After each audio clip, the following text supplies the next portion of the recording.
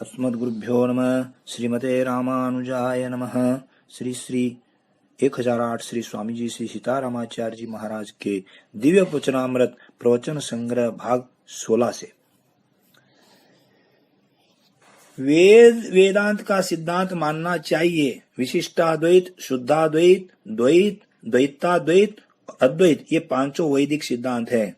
इनमें अद्वैत सिद्धांत के शंकराचार्य जी हुए। उन्होंने अपनी समझ के अनुसार वेद शास्त्रों का अर्थ बदल दिया। वे ऐसा मानते हैं कि सर्वज्ञ सर्वतंत्र भगवान परब्रह्म परमात्मा ही माया का द्वारा अज्ञान से जीव बन गए हैं। वही परमात्मा कौवा, स्वर, रोटी, भोजन, पुरुष, स्त्री, पिता, पुत्र, पशु, पक्षी आदि बन गए हैं।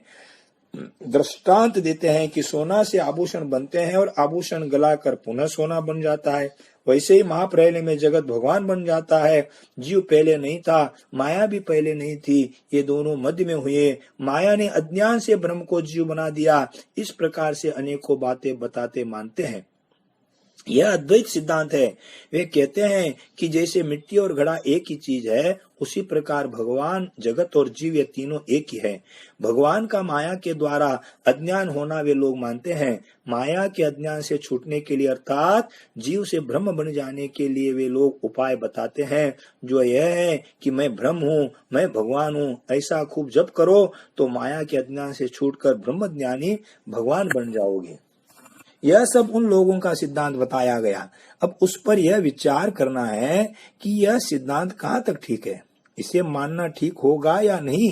जो भगवान सर्वतंत्र, स्वतंत्र, सर्वज्ञ, सर्वशक्तिमान है, सो माया के द्वारा अज्ञानी जीव कैसे बन जाएंगे?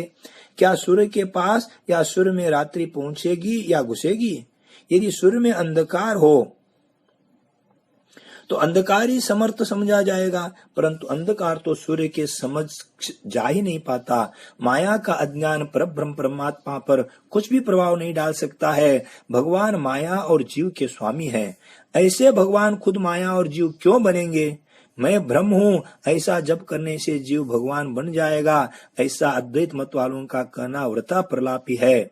एक मनुष्य सरकारी आदमी है और दूसरा अपराध किया है, जिसको सिपाही पकड़ लिए जा रहे हैं। यदि वह अपराधी मैं ब्रह्म हूँ ऐसा जपने लगे तो क्या वह राज कर्मचारी उसे छोड़ देगा? क्या अपराधी अपराध का दंड भोगने से बच जाएगा?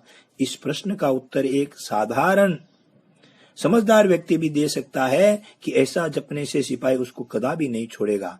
अपराध की सजा तो अपराधी जीव को भोगनी ही पड़ेगी, यह निर्विवाद सिद्ध है।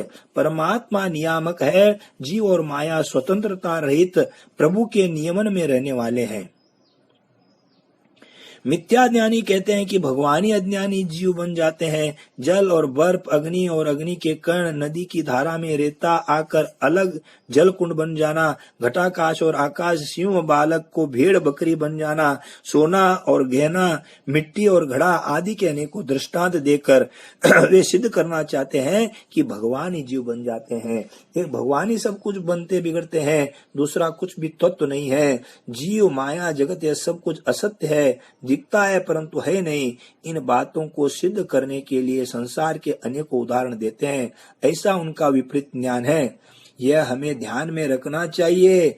श्री रामानुजाचार्य स्वामी जी अपने बनाए हुए ग्रंथ श्री भाष्य में गीता जी का अर्थ भली प्रकार से समझाए हैं। श्री गीता जी का सिद्धांत जीव, ईश्वर, माया इन त्रय तत्वों का अनादि से होना ही मान्य किए हैं। श्री गीता जी सर्व वेद वेदांतमयी है। भगवान परब्रह्म परमात्मा जीव और माया नहीं बनते, वे स्वतंत्रता पूर्वक अवतार लेते हैं। उन्हें माया के काल, कर्म, स्वभाव और गुणों का बाधक नहीं होता है।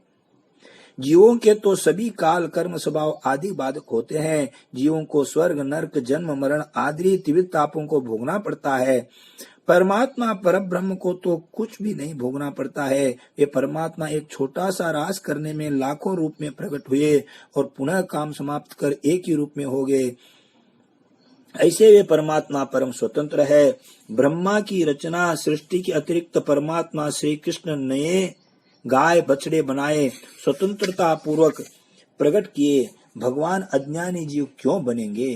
घोड़ा एक पशु है जिस पर कोचवान चढ़कर सवारी करता है और सटासट चाबुक लगाता है। इच्छा पूर्वक कोई भी जीव चाबुक की मार कैसे सहेगा?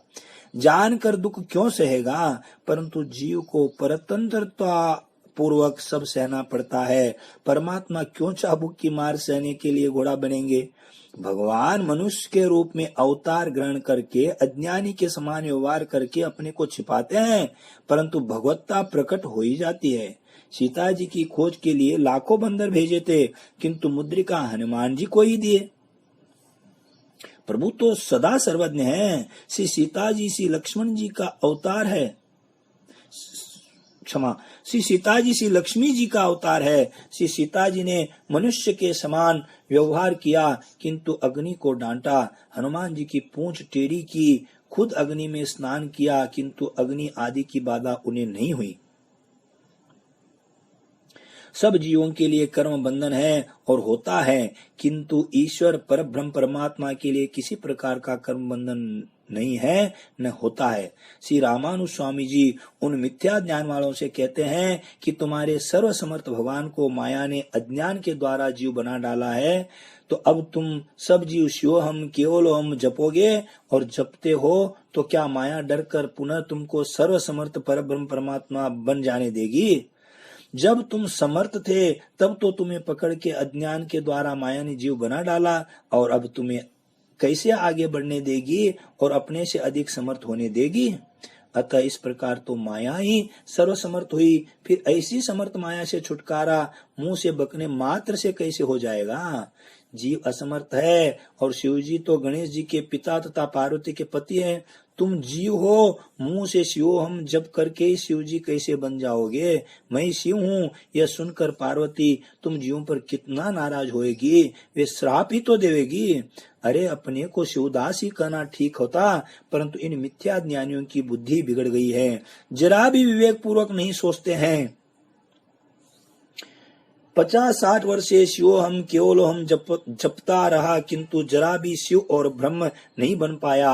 दमा, खांसी, संग्रहणी और भी विभिन्न प्रकार के आदि व्याधि के द्वारा सताया जा रहा है, किंतु ब्रह्म और शिव बनने की चाह लगी हुई है। पर ब्रह्म के लक्षण वेद वेदांत भली प्रकार से बता दे गए हैं। उन लक्षणों को अपने में मिलान कर देखना चाहिए कि मैं ब्रह्म हूँ, ऐसा जब कर अपने में कोई लक्षण प्राप्त किए हैं कि नहीं।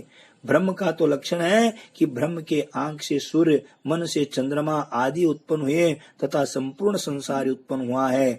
अब भला ये ब्रह्म बनने वाले मिथ्या ज्ञानी भी तो अपने लक्षणों को देखें कि हमारे मुख, नेत्र आदि से सूर्य, चंद्रमा, गाय, घोड़े आदि कुछ उत्पन्न हुए हैं क्या? यदि ऐसा कुछ भी लक्षण अपने में नहीं मिलता तो फिर मिथ्या ब्रह्म बनने का अभिमान क्यों करना? मैं ब्रह्म हूँ ऐसा मिथ्या प्रलाप करने से क्या लाभ? गर्भ में उल्टे मुंह टंगने वाले थे मिथ्या ज्ञानी सर्व समर्थ पर ब्रह्म परमात्मा बनने चले हैं। यदि 2-4 दिन अन्न पानी न मिले तो सब ब्रह्म बनना ही भूल जाएं। ये कहते हैं कि मैं पार्वती का पति शिव हूँ। यह कैसा भयानक मिथ्या ज्ञान है जो सब तरह से सत्यानाश करने वाला है। यह सब जो कुछ कहा जा रहा है सो समझने लायक है। जीव तो परमात्मा के अधिकार में है। कर्मों का फल जीव को जरूर भोगना पड़ता है। फल प्रदाता परमात्मा है। जीव परवशी सब दुखों को भोगता है। बिना चाहे ही ज्वराधिक पीड़ा आ जाती है। स्त्रियों को गर्भाधारण का घोर कष्ट भोगना पड़ता है। गर्भ टेढ़ा होकर गर्भाशय में कट जाता है तो भयानक कष्ट भोगना पड़ता है। ऐसे कष्टों में मृत्यु तक हो जाती है। यह सब दुख परवशी सब जीव भोगते हैं। पर ब्रह्म परमेश्वर को यह सब कष्ट नहीं होता है। साधन या ज्ञान के द्वारा कोई भी जीव पर ब्रह्म परमात्मा नहीं बन सकता है। परमात्मा तो एक ही है। आत्माएं असंख्य है। प्रकृति माया भी अनंत है। ये तीनों ही अनादि से नित्य हैं। स्पष्ट समझाकर यथार्थ ज्ञान तो श्री रामानुज स्वामी जी बताए हैं। मिथ्या ज्ञान वाले कहते हैं कि शिशुपाल, कुंभकर्ण आदि ब्रह्म हो गए, परंतु वे अनर्थ ही समझे हैं। शास्त्रीय वचनों का भावार्थ सबके समझ में नहीं आता है। जटायु जी भगवान नहीं बने, परंतु भगवान के समान 4 भुजा युक्त दिव्य शरीर धारण करके परम धाम गए। इसी प्रकार शिशुपाल आदि का प्रसंग है। ध्रुव जी ध्रुवलोक को गए, किंतु भगवान नहीं बने। कंस, कुंभकर्ण, शिशुपाल आदि जीवों का तेज भगवान के शरीर में समा गया, अर्थात वैकुंठ लोक में भगवान के महल के दरवाजे पर जय विजय बनकर पहुंच गए। ऐसा ही स्पष्ट भावार्थ उन सभी शब्दों का है। बद्ध और मुमुक्षु जीव कैवल्य और मुक्त बनकर परमात्मा के परम पद को प्राप्त कर सकते हैं, किंतु कोई भी जीव भगवान नहीं बन सकता है। सभी शास्त्रों में एक भी शब्द ऐसा नहीं है जिसका भावार्थ यह हुए कि कोई जीव परब्रह्म परमात्मा बन गया।